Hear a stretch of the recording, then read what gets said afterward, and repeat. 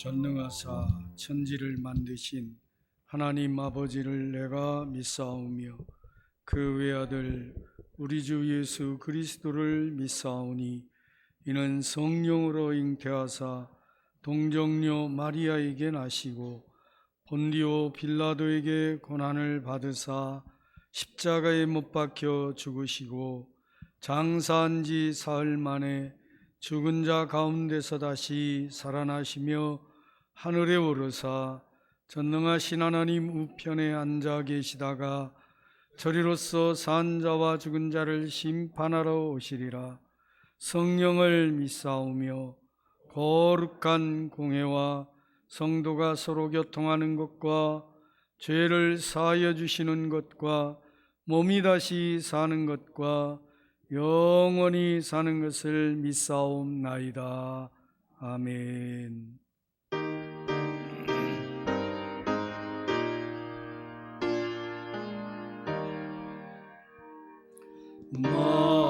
만유의 주제 존귀하신 예수 사람이 되신 하나님 나사 모여 영원히 섬길래 영광 되신 주로다.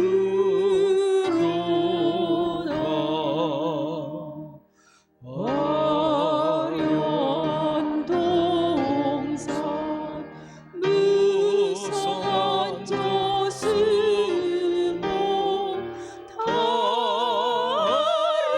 아름답고 묘하다. 순전한 예수 더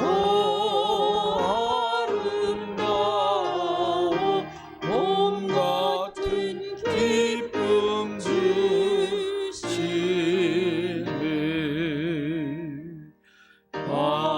광명한 해와 명랑한 저 달빛 수많은 별들 빛나나 주 예수 빛은 더 찬란하여 참 비교할 수 없도다.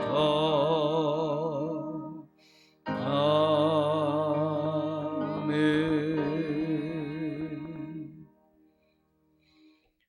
교동문 34번 시편 81편입니다.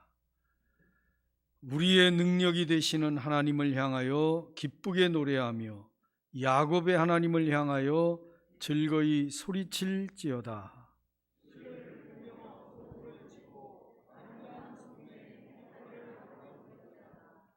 초하루와 보름과 우리의 명절에 나팔을 불지어다.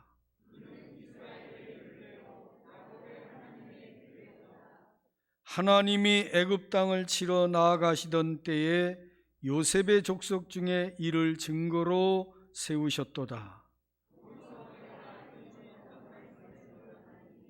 이르시되 내가 그의 어깨에서 짐을 벗기고 네가 고난 중에 부르짖음에 내가 너를 건졌고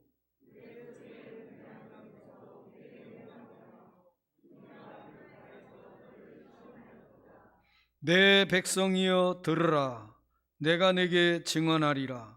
이스라엘이여 내게 듣기를 원하노라.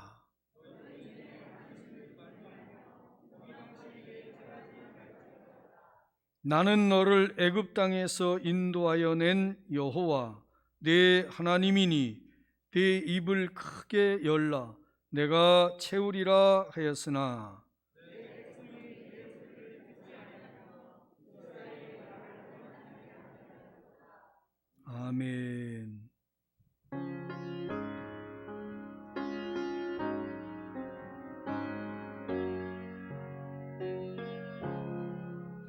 주 예수보다도 귀한 것은 없네. 이 세상 부귀와 바꿀 수 없네. 영주를 내 대신 돌아가신 그 놀라운 사랑 잊지 못해. 세상 즐거움 다 버리고 세상 자랑 다 버렸네. 주 예수보다도 귀한 것은 없네. 예수밖에는 없네. 주 예수보다도 귀한 것은 없네. 이 세상 명예와 바꿀 수 없네. 이전에 즐기던 세상 일도 주 사랑하는 마음 뺏지 못해. 세상 즐거움 다 버리고 세상 자랑 다 버렸네. 주 예수보다도 귀한 것은 없네. 예수밖에는 없네. 주 예수보다도 귀한 것은 없네. 이 세상 행복과 바꿀 수 없네. 유혹과 핍박이 몰려와도 주 섬기는 내 맘 변치 않아. 세상 즐거움 다 버리고 세상 자랑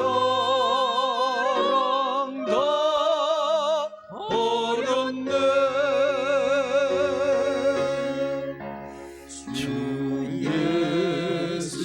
예수보다도 귀한 것은 없네. 예수밖에는 없네. 아멘.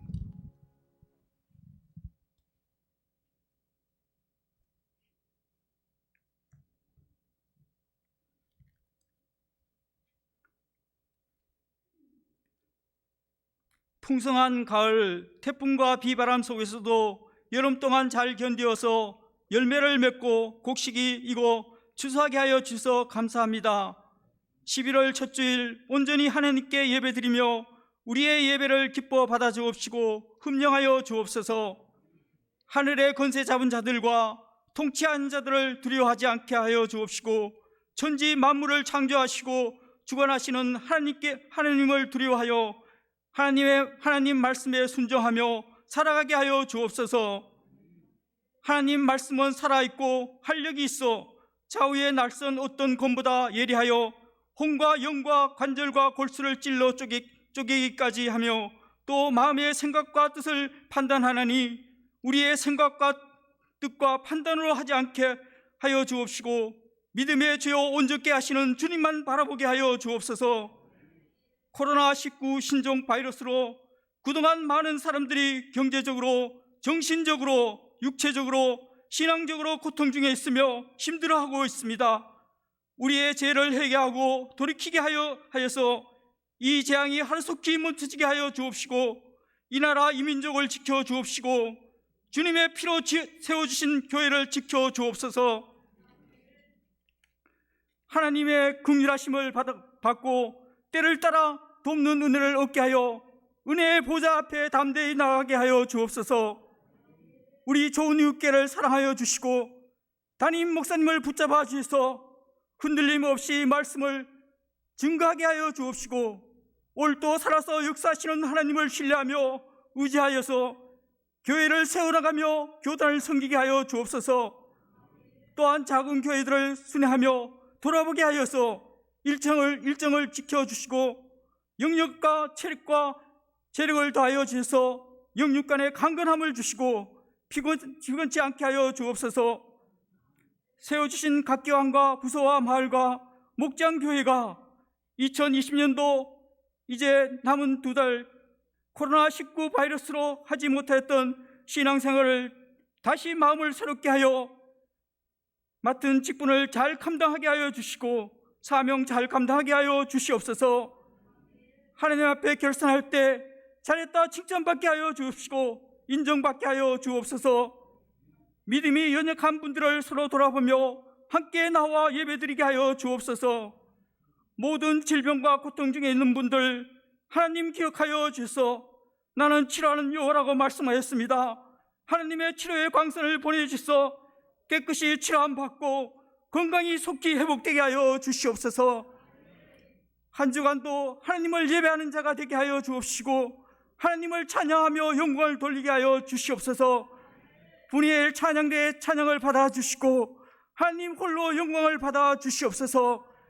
아버지 하나님, 또한 대학교 수능을 준비하는 수능생들 외에도 하나님이 함께하여 주셔서 남은 기간도 잘 준비하여 하나님이 원하시고 뜻하는 대학교와 학과에 들어갈 수 있도록 하나님 도와주시옵소서. 이 모든 것들을 주님께 맡기며 감사를 드리며 예수님의 이름으로 기도드립니다.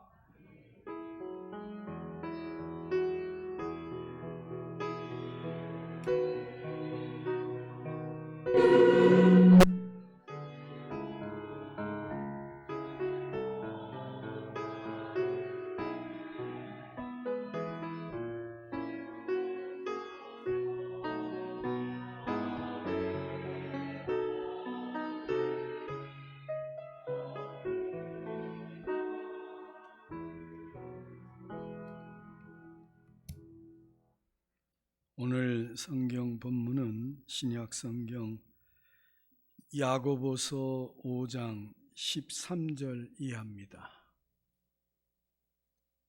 다 찾으시면 제가 받들어 읽겠습니다.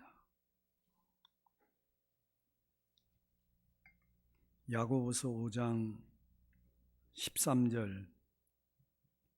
너희 중에 고난당하는 자가 있느냐? 그는 기도할 것이요. 즐거워하는 자가 있느냐? 그는 찬송할지니라. 너희 중에 병든 자가 있느냐?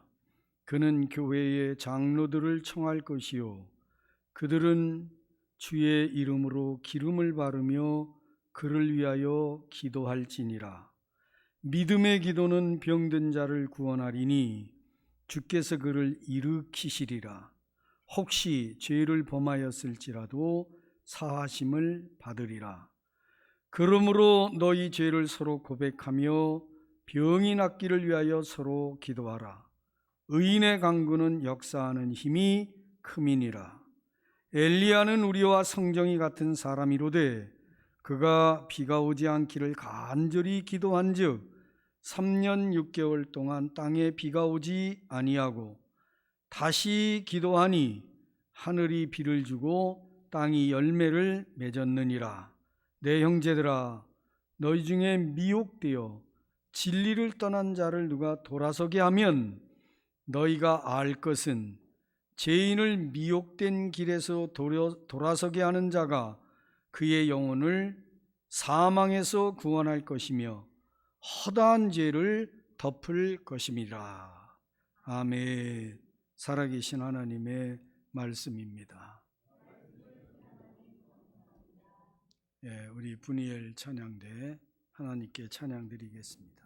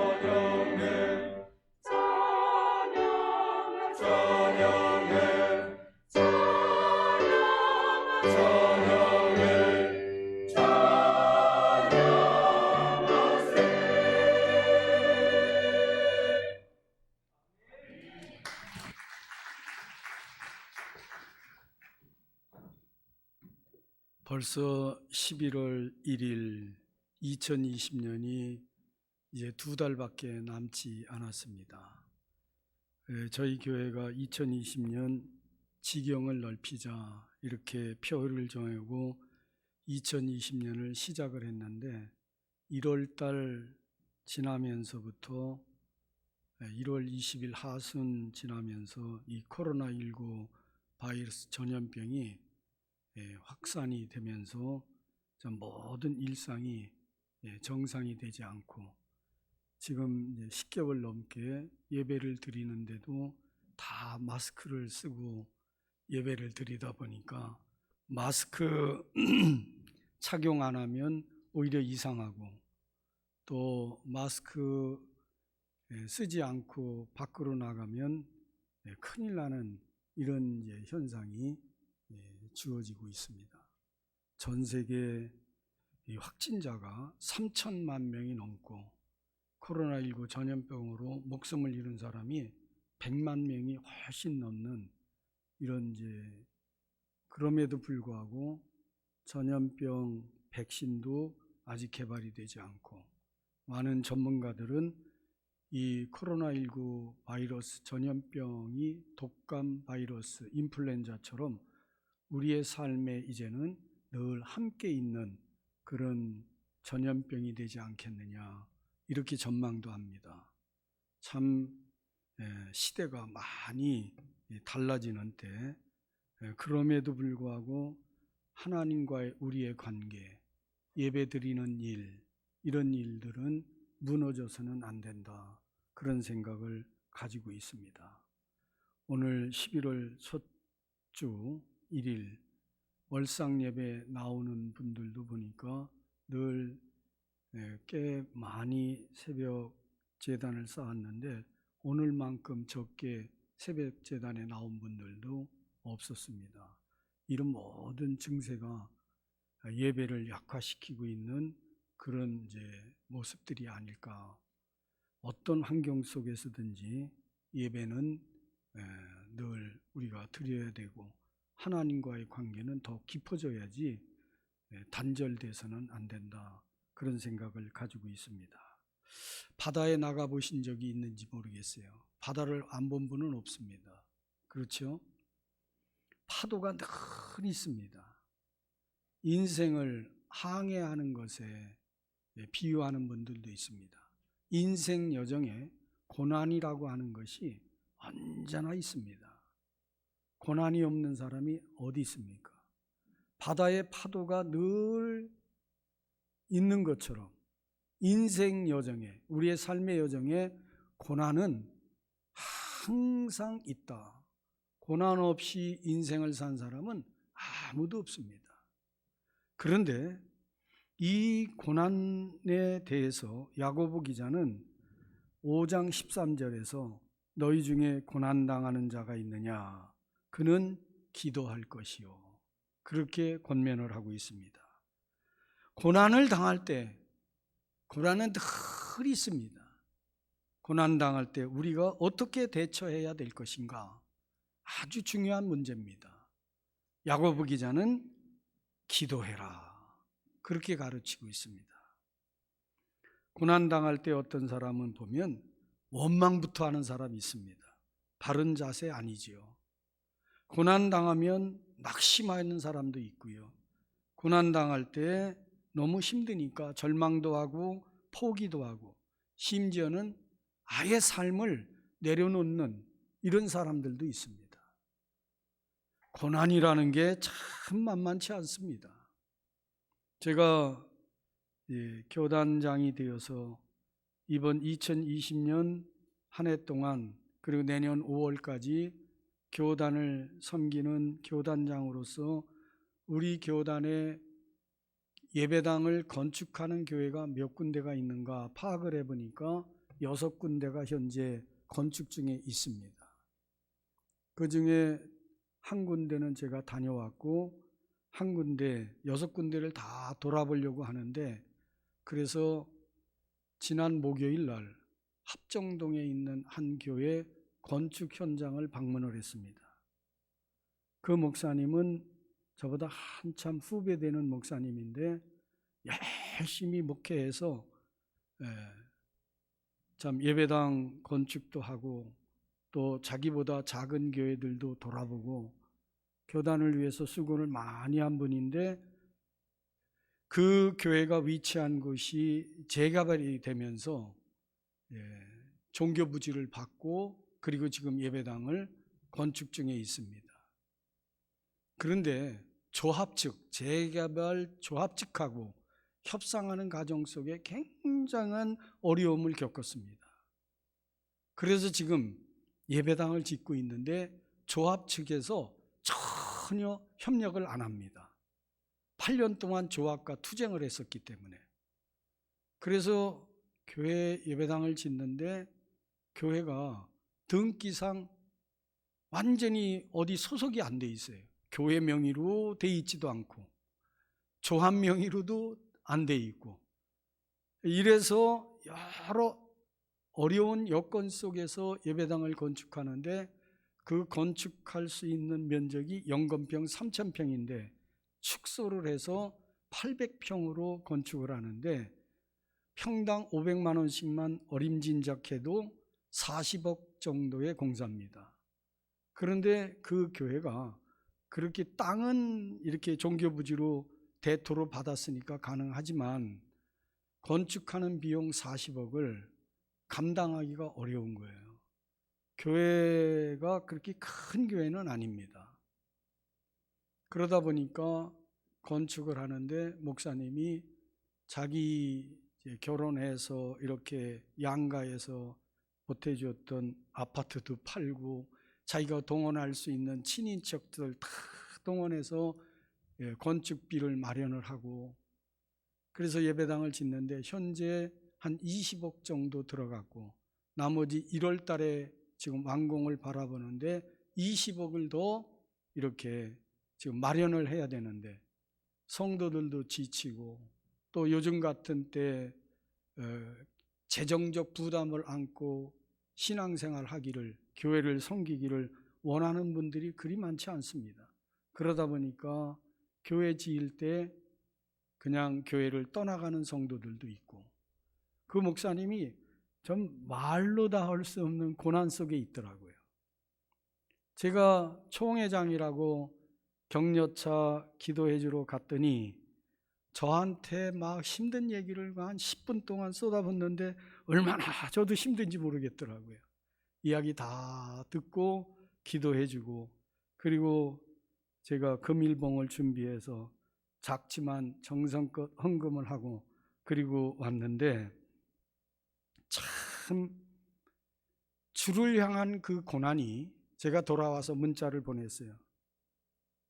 하나님께 참 기뻐하시는 예배당 건축, 그래서 당하는 주를 향한 이 고난, 주님의 일을 위해서 당하는 고난이 장차 큰 간증이 될 걸 믿고 오히려 고난 중에 감사할 수 있는 우리 목사님이 되시면 참 좋겠다, 그러면서 격려의 문자를 보내드렸는데 어떻게 하든지 교단적 차원에서 도움이 되면 좋겠는데 하는 그런 이제 마음도 마음에 담고 왔습니다. 여러분, 시편 86편 6절로 7절에 보면 시인이 이렇게 하나님께 간구했습니다. 여호와여, 나의 기도에 귀를 기울이고 나의 간구하는 소리를 들으소서. 나의 환난 날에 내가 주께 부르짖으리니 주께서 내게 응답하시리이다. 아멘. 고난과 환난의 날에 원망하거나 불평하거나 낙심하거나 좌절하지 말고 포기하지 말고 전능하신 하나님께 기도해야 된다. 기도하라. 야고보 기자는 그렇게 얘기합니다. 고난당하는 자가 너희 중에 있느냐? 그러면 기도하라. 할렐루야. 기도할 수 있기 때문에 여러분, 우리에게는 소망이 있는 줄로 믿습니다. 그 어떤 상황 속에서도 사방으로 우겨싸움을 당해도 정말 꼬꾸리 틈을 당하고 넘어지고 자빠져도 기도할 수 있기 때문에 소망이 있다고 하는 이 믿음을 저와 여러분 꼭 갖게 되기를 주님의 이름으로 축원합니다. 경험을 해봐야 돼. 경험. 신앙생활하면서 너희 중에 고난당하는 자가 있느냐? 저는 기도할 것이요. 이 말씀이 정말 새겨져야 돼요. 이스라엘 백성들이 애굽에서 종노릇을 합니다. 말로 다 형언할 수 없는 고난과 고통 속에 있습니다. 우리가 잘 아는 것처럼 모세가 출생했을 그 무렵에는 요셉의 이야기를 전혀 모르는 새로운 민족이 이집트를 통치하면서 이 히브리 민족, 유대 민족을 노예로 전락시키지 않았어요? 그리고 이 히브리 노예 민족이 옛 요셉 때에 있었던 왕조 그 민족과 합세해서 다시 우리 새로운 왕조에 반역하고 도전하는 건 아니냐 해서 민족 말살 정책을 펼치는데 남자아이를 낳으면 다 나일강에 던져서 죽이라고 하는 끔찍한 명령이 그때 내려진 때였습니다. 여러분, 얼마나 유대 민족이 애굽에서 힘들게 살았는지 모릅니다. 그때 모세를 지도자로 발탁하시면서 사명을 주어 출애굽시키라고 명령하실 때 하나님께서 모세에게 하신 말씀이 있어요.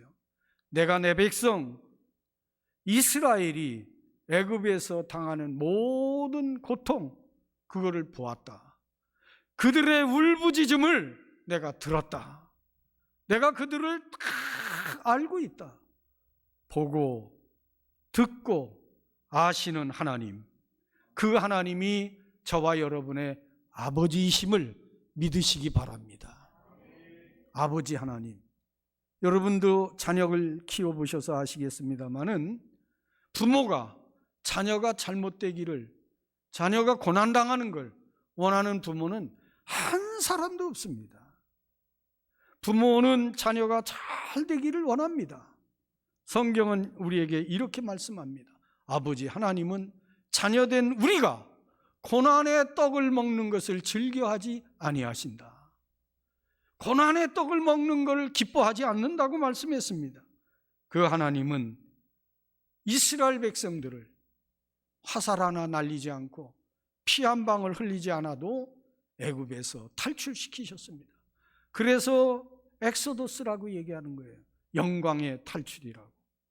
그리고 그들을 연단시켜 하나님됨을 알게 하시고 조상 아브라함에게 약속했던 가나안 땅으로 인도해 들이셨던 것입니다. 여러분, 너희 중에 고난당하는 자가 있느냐? 그는 기도할 것이요. 이 말씀이 우리 마음에 깊이 아로새겨져야 될 줄로 믿습니다. 히스기야 왕이 종기가 걸렸습니다. 사실 따지고 보면 죽을 병도 아닐 것 같습니다. 난치병, 불치병이라고 판단되기가 어렵습니다. 그럼에도 불구하고 하나님은 이사야 선지자를 통해서 네가 이 종기로 말미암아 목숨을 잃게 될 것이라, 너는 죽을 준비를 하라, 하나님의 이 명령을 듣게 됩니다. 그때 히스기야 왕은요, 그 하나님의 말씀을 들었을 때에 정말 하나님 앞에 간절히 구하기 시작합니다. 면벽 기도를 합니다. 이사야 선지자에게 기도해 주기를 간청했습니다. 중보해 주기를. 그러면서 하나님께 하나님의 말씀을 부여잡으며 기도합니다. 하나님, 일찍이 다윗의 집에 등불을 끄지 아니하시겠다 말씀하지 않았습니까? 대를 이어서 유다 왕국이 이어지도록 하시겠다고 하지 않았습니까? 그런데 내가 지금 40세 연령이 지금 되었는데 아이를 낳지 못했습니다. 내 후계자도 없습니다. 대를 이어서 이 남유다 왕국을 통치할 수 있는 왕자가 없지 않습니까? 하나님, 약속을 지키십시오.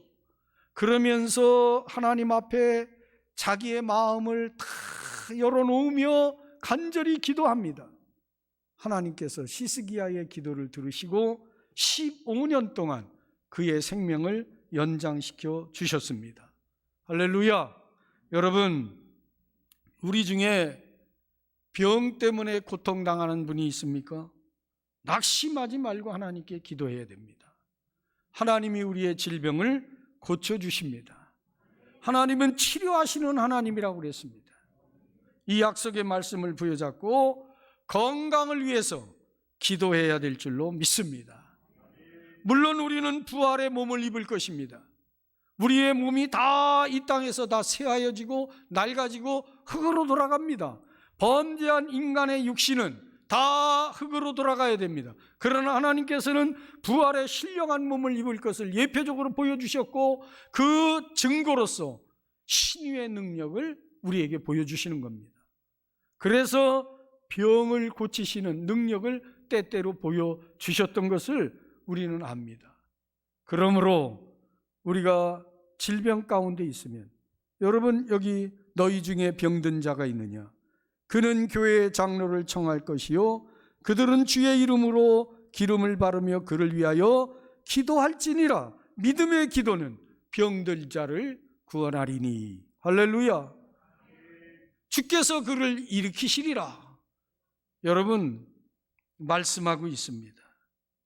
다시 한번 말씀드립니다. 너희 중에 고난당하는 자가 있느냐?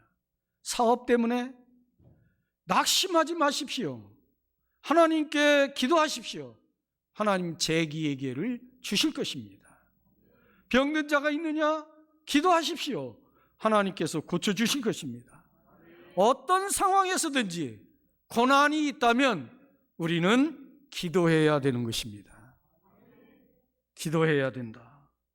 여러분, 우리가 알아야 될 게 있습니다.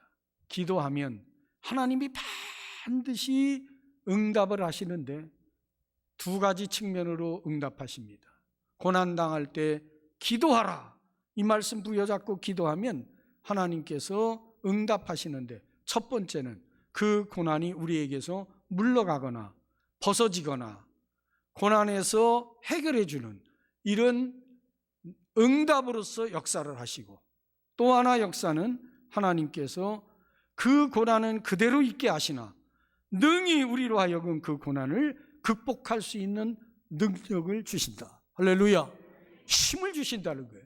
고난을 이길 수 있는 힘을 주시거나 아니면 고난이 물러가게 하거나, 두 가지 측면에서 하나님은 응답을 하신다. 바울 사도에게 육체의 가시가 있었습니다. 언제 생겼는지 정확히 모르나 학자들이 예측할 때는 다메섹 길 위에서 부활하신 주님이 너무나 강력한 빛으로 바울에게 임함으로 그때 바울이 시력을 잃었었습니다. 다메섹 성내에 들어가 아나니아의 안수를 받고 보기는 보는데 그때부터 바울의 시력, 안질이 생겨나면서 늘 눈물이 흐르고 진물이 흐르고 또 눈에 고통이 있었습니다. 그래서 바울이 신약 성경 27권 중에 13권을 집필을 하게 되는데, 바울이 직접 글을 쓰지 못하고 이 안질 때문에 대피를 시켰다. 성경학자들은 그렇게 말하고 있습니다. 바울 사도가 병 고치는 은사를 받았습니다. 우리가 잘 아는 것처럼 그가 자비량하기 위해서 천막 끼울 때 앞치마를 썼던 앞치마를 환자들에게, 병자들에게 얹으면 환자의 병이 고침을 받는 이런 놀라운 역사가 있었습니다. 바울 사도가 이런 능력을 행했습니다. 그런데 자기 안지를 위해서, 눈병, 육체의 가시를 위해서 하나님께 간절히 기도할 때 하나님이 이렇게 말씀했습니다. 내 은혜가 내게 족하다. 그의 병을 고쳐주지 않으셨지만 바울은 그 육체의 가시를 가졌기 때문에 오히려 내가 약할 때 강함을 갖는다라고 하는 간증을 하면서 주께서 맡겨주신 사명을 감당해 갔습니다. 여러분, 고난당할 때 우리가 기도하라 말씀했고 하나님 응답하십니다. 고난의 짐을 벗어주든지 물러가게 하든지 해결해 주든지, 아니면 우리 스스로 그 고난을 능히 극복해 갈 수 있도록 역량을 더하여 주신다. 이게 하나님의 응답이에요. 오늘 야고보서 5장 13절, 너희 중에 고난당하는 자가 있느냐? 그는 기도할 것이요. 기도하라고 하는 말씀을 우리가 메시지로 받으면서 두 가지를 저와 여러분이 꼭 전제해서 마음에 새겨야 될 게 있습니다. 그것은 기도할 때 여러분, 하나님과 나와의 관계가 지금 올바른 관계인가? 정말 하나님과 나 사이에 막힌 것은 없는가?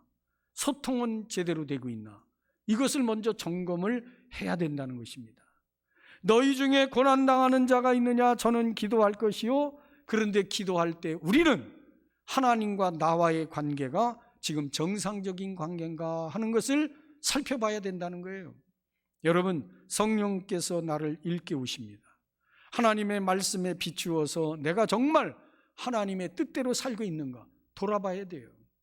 로마서에서 바울 사도는 그렇게 말했습니다.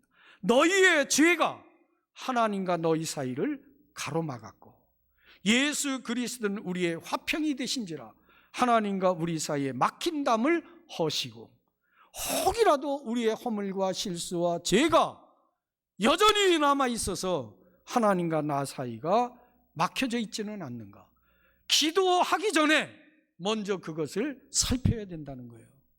여러분, 기도는 반드시 응답이 됩니다. 그런데 응답되지 않는 것은 하나님과 나 사이에 막힌 것이 있기 때문에 그래요. 무엇이 막혔나? 성경은 우리에게 이렇게 말씀했습니다. 너희가 하나님께 제사들 드리기 전에, 하나님께 예배 드리기 전에, 그 예배가 하나님께 연락되기 위해서라면, 그러면 먼저 형제들과 사이에 막힌 것이 있는가? 화해되지 못한 게 있는가? 그러면 그런 것들을 먼저 풀어내야만 된다라고 얘기를 합니다. 우리가 얻지 못하면 구하지 않기 때문이요, 기도하지 않기 때문이요, 기도해도 얻지 못하는 것은 정욕에 쓰려고 잘못 구하기 때문이 아닌가 돌아봐야 된다는 거예요. 그 잘못 구하는 거, 하나님 뜻대로 구하지 못하는 것도 물론이오니와 하나님과 나 사이에 아름다운 소통이 있어야 돼요. 소통이 안 되는 상황에서 아무리 기도해도 그것은 허공을 치는 기도, 하나님의 보좌에 상달되지 않는 기도가 되고 만다는 겁니다. 그러므로 기도할 때 여러분, 하나님과 나와의 관계가 올바른 관계로 지금 되어져 있는가? 이게 굉장히 중요해요. 이것을 먼저 체크해 봐야 돼요. 아무리 능력이 많고 아무리 전능하신 하나님이라 할지라도 우리가 하나님과 이렇게 연결되지 않는다면, 바른 관계가 되지 않는다면 소용이 없다 하는 것을 꼭 마음에 새기고, 자, 너희 중에 고난당하는 자가 있느냐? 그렇습니다. 고난은 우리가 호흡을 못 치는 그날까지 옵니다.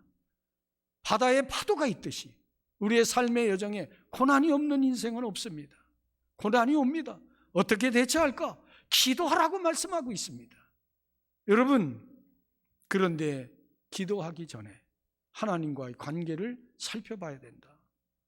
기도했는데 나는 응답이 안 된다고. 그거는 먼저 하나님과의 관계가 바로 되지 않았기 때문이에요. 하나님과의 관계를 바로 정해야 됩니다.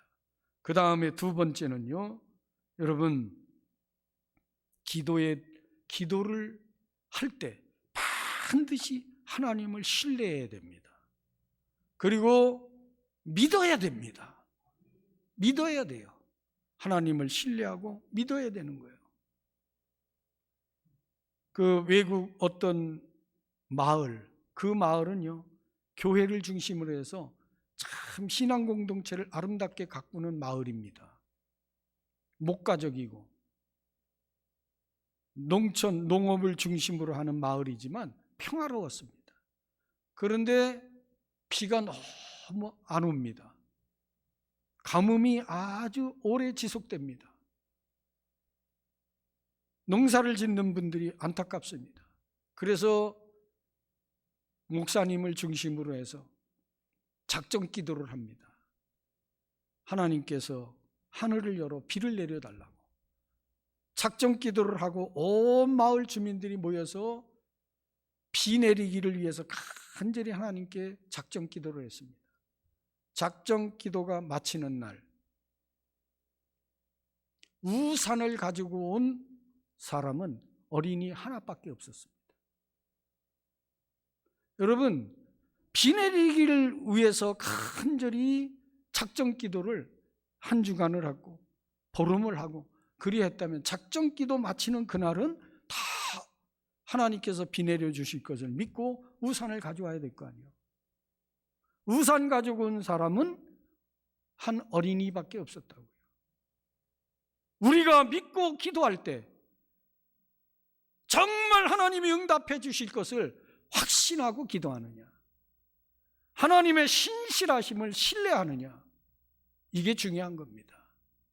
제가 지금 하나님과의 관계가 올바로 되느냐, 또 하나님을 신뢰하고 믿음의 기도를 드리느냐, 대표적인 사람이 엘리야입니다. 엘리야를 지금 야고보 기자는 5장 17절 이하에서 예를 들었습니다. 여러분 한번 보시죠. 엘리야는 우리와 성정이 같은 사람이로되, 성정이 같다는 것은 우리랑 똑같은 사람이에요. 신호애락 애호욕을 가진 사람이에요. 똑같아요. 그런 사람이지만 그가 비가 오지 않기를 간절히 기도한 즉 3년 6개월 동안 땅에 비가 오지 아니하고 다시 기도하니 하늘이 비를 주고 땅이 열매를 맺었느니라. 아멘. 여러분, 엘리야가 아합 왕에게 제안을 했습니다. 오늘날 바알을 섬기는 이 선지자들 갈멜산으로 모으십시오. 바알이 참신인지 아니면 하나님이 참신인지 한번 불의 응답을 통해서 판정을 하자. 그래서 바알을 섬기는 선지자들을 다 갈멜산으로 모으지 않습니까? 그리고 우리 익히 아는 갈멜산에서의 응답을 위한 기도 대결이 벌어집니다. 오전 내내 바알을 섬기는 선지자들이 불로 응답해달라고 제단에 제물을 쌓고 막 날뛰고 심지어는 옷을 벗고 칼로 자기들을 자해하면서 막 온갖 참 난리를 피지만서도 우상이 응답할 리가 없지 않습니까? 엘리야가 말하지 않았습니까? 너희가 섬기는 신이 바알 신이 잠깐 외출했는가? 낮잠을 주무시는가? 더 크게 소리 질러보라고, 부르짖으라고. 아무리 울부짖고 날뛰어도 응답이 없습니다. 그때 엘리야가 여러분 어떻게 합니까? 무너진 여호와의 단을 수축했다. 여러분, 무너진 여호와의 단을 수축했다는 게 뭡니까?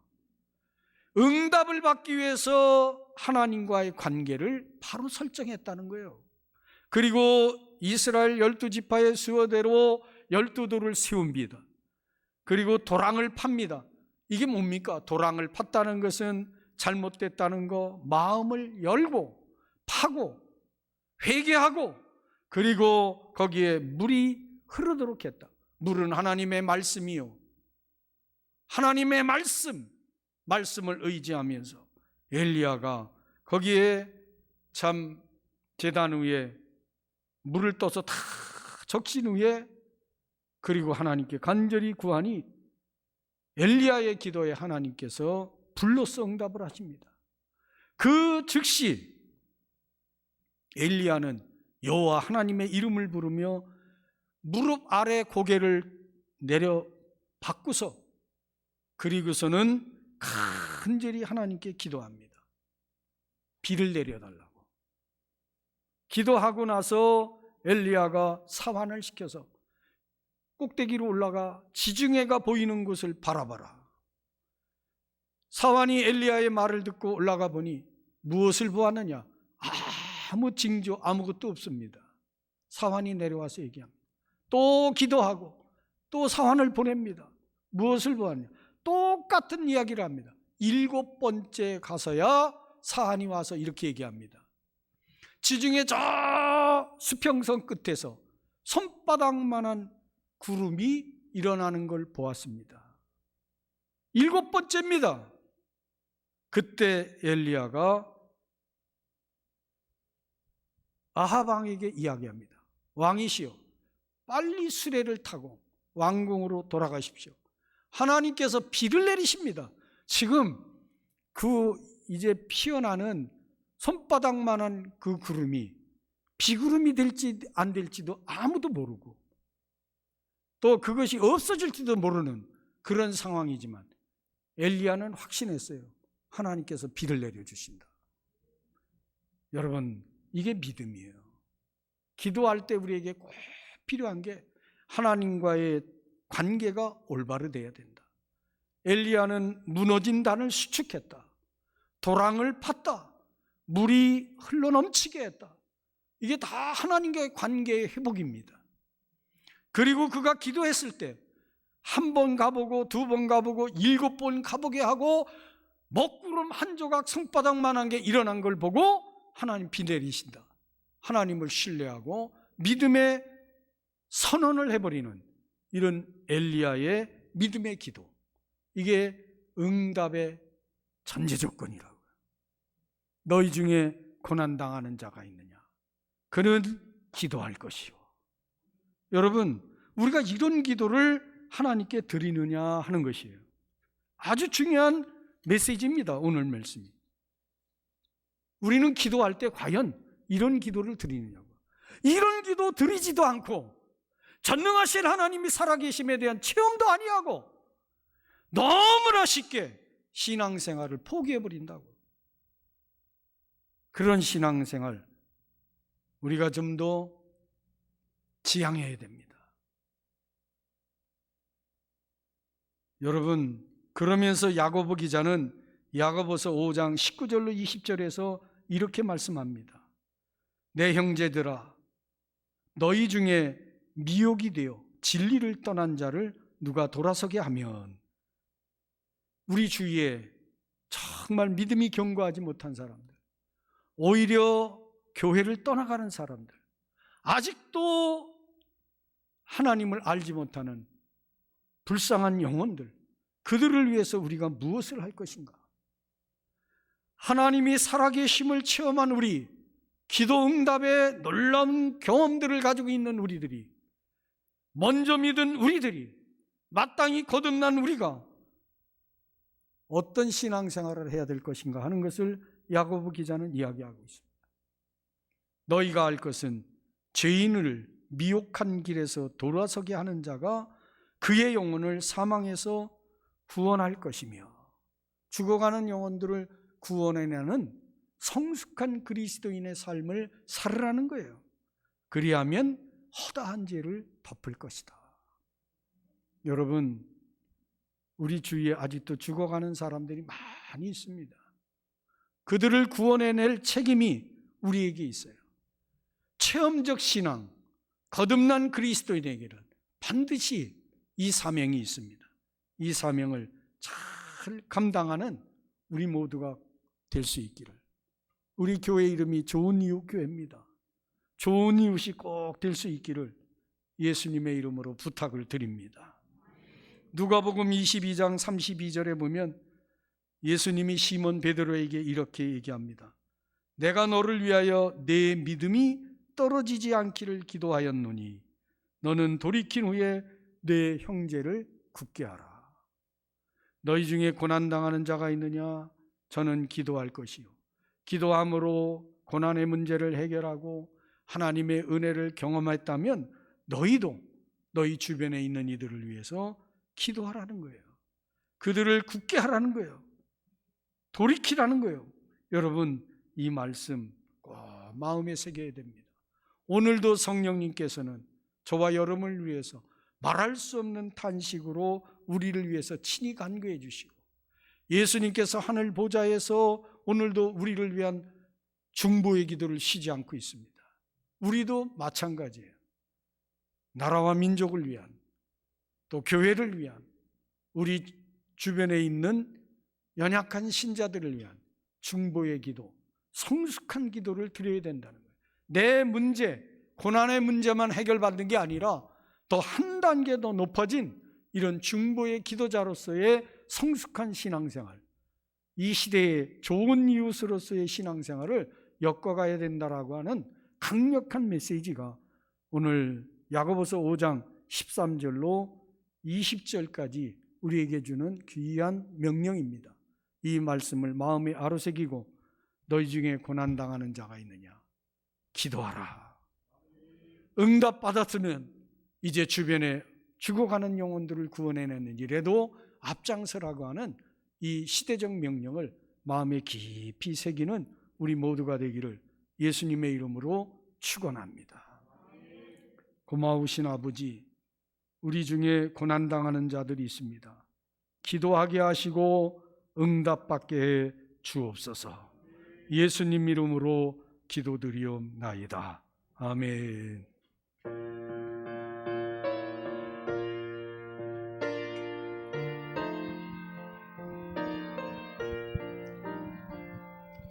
주님의 마음을 본받는 자, 그 마음의 평강이 찾아오는 험악한 세상을 이기림이 하늘로부터 임함이로다.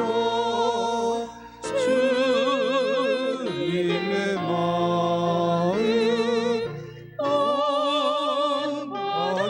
살면서 그 거룩하신 나도 이루리. 주 모습 내 눈에 안 보이며 그 음성 내 귀에 안 들려도 내 영혼 날마다 주를 만나 신령한 말씀 늘 외우도록 주님의 마음 받아 살면서 그 거룩하신 나도 이루리. 가는 길 거치고 험하여도 내 맘의 건강이 없어짐은 십자가 고난을 이겨내신 주님의 마음 본받음이라. 주님의 마음 본받아 살면서 그 거룩하신 나도 이루리. 주 예수 세상에 다시 오실 그날의 무성도 변화하여 주님의 빛나는 그 영상을 다 함께 보며 주 찬양하리. 주님의 마음 본받아 살면서 그 거룩하신 나도 이루리. 아멘. 드린 예물 위해서 기도합니다. 고마우신 아버지 하나님, 우리 좋은 이웃교회 질병과 지금 싸우고 있는 분들이 여러 분 계십니다. 특별히 김태인 집사님 항암 치료 5번째 잘 감당할 수 있게 도우심을 감사하며 예물 올려드립니다. 하나님, 치료의 강선을 보내셔서 완쾌케 하시고 하나님께 간증하며 영광 올려드릴 수 있도록 도우시며 지금 여러 질병과 싸우는 모든 분들에게도 같은 은혜를 내려주셔서 아버지 하나님, 영육간에 강건해 이 땅 살아가는 동안 육신의 질고 때문에 주의 일을 감당하는데 어려움이 없도록 늘 강건케 하여 주시옵소서. 치료하여 주실 줄로 믿습니다. 오늘 10의 1조로 감사, 구제, 장학, 선교 여러 제목을 따라 올려드리는 귀한 예물 속에 담긴 우리의 정성과 사랑을 받으시고 축사 축복하여 주시어서 삶이 더 부요해지게 하시고 이 사랑이 식어가는 냉랭한 세대 속에 좋은 이웃으로의 삶을 살기에 넉넉하게 도와 주옵소서. 좋은 이웃교회는 창립 40주년에 성전 봉헌을 하나님께 목표하며 기도하는 가운데 있사오니 손을 대서 하는 성도들의 사업장, 직장 늘 승승장구 넘치는 재정적 복을 받아 하나님의 집에 크게 기여하도록 도와주시옵소서. 예수님 이름으로 축복하며 기도드리옵나이다. 아멘. 우리 교회에 등록한 분들, 지난주에 등록 카드를 낸 분이 4분이 있습니다. 이현일 성도님, 그리고 부인 되시는 백은옥 집사님 2분 혹 오셨나요 오늘? 예, 잠깐만 일어나시면 저희들이 환영하도록 하겠습니다. 이현일, 백은옥 집사님, 감사합니다. 이렇게 기쁜 날 새 가족 보내주시니 참 감사합니다. 생명의 주님 안에서 복된 삶 누리도록 인도하소서. 사랑합니다. 축복합니다. 환영합니다.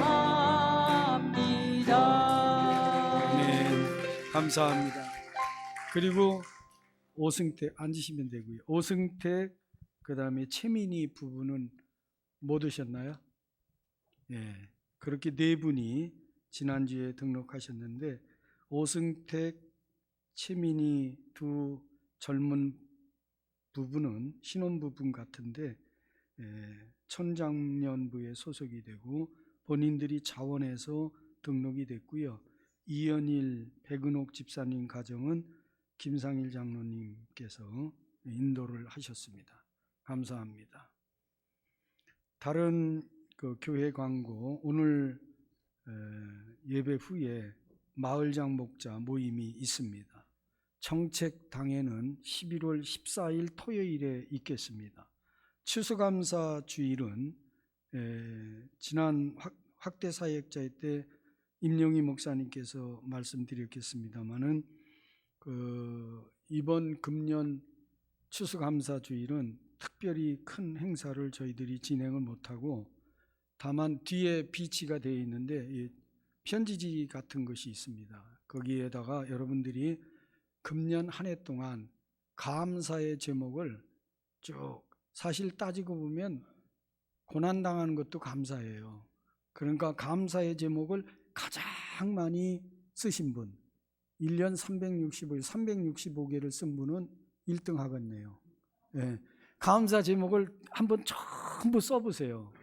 다 써보셔서 가장 많이 감사 제목을 쓴 분, 그리고 감사 내용에 공감이 되는 것이 이제 많은 분, 이렇게 두 가지 기준으로 해서 제일 많이, 그리고 감사 내용이 공감이 된다, 이런 거를 저희들이 여러 번 다 쓰는 겁니다. 쓰셔가지고 하나님께 올려드리는 거예요. 그리고 교회에서는 감사 제목 가장 많이 쓴 분 3분을 선정을 해서 가족 식사권을 상금으로 드리겠습니다. 그래서 꼭 좀 감사 제목을 한번 써보는 거 신앙생활에 꼭 필요한 훈련입니다.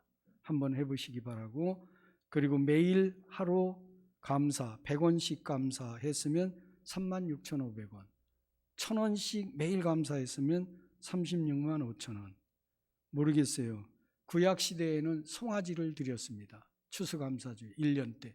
그럴 때는 송아지 한 마리 값 드려도 됩니다. 많이 드려도 하나님이 거절 안 하시니까 여러분들이 감동이 되는 대로 하나님께 감사 열매 예물 드리고, 또 감사 절의 해마다 이 앞 강단에다가 열매나 추수한 곡식들 이런 걸로 장식해서 예배드리는 이 3가지 측면만 금년에는 추수감사절 예배 진행을 합니다.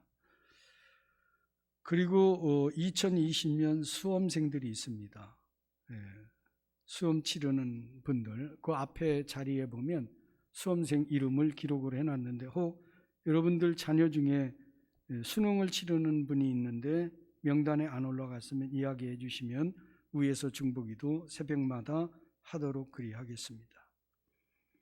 저는 11월 달 12월 초순까지 일정이 많이 잡혀 있습니다. 위에서 중보해서 기도해 주시면 고맙겠습니다. 오늘 강당 꽃꽂이는 백종현 장로님 가정 결혼감사, 오명시 집사 가정 결혼감사, 김지은 청년, 정성현 청년 생일감사로 이렇게 올려드렸습니다. 특별히 한정희 권사님 위에서 중보하며 기도 부탁을 드리겠습니다. 오늘 제가 오후에 병원에 가서 좀 면담을 하고 와서 말씀을 다음 주에는 공지를 하는데 폐의 질환이 좀 있으셔서 위에서 중보기도 꼭 좀 부탁을 드리겠습니다. 자, 우리 다 일어나셔서 53장 한 절만 하나님께 드립니다.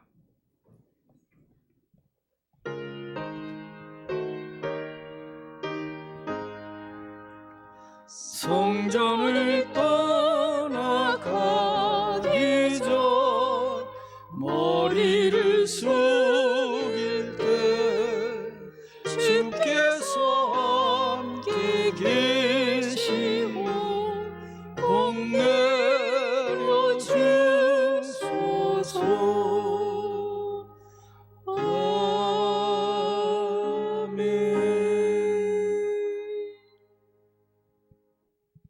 우리를 구원해 주신 예수 그리스도의 은혜와 아버지 하나님의 변함없는 사랑과 성령 하나님의 내주 충만 인도하시는 큰 은혜가 이 세상 살면서 만나는 고난 속에 기도하는 것을 다시 한번 마음에 결단하고 돌아가는 우리 모두와 나라와 민족과 교회 위에 지금부터 영원까지 함께 하시기를 축원하옵나이다. 아멘.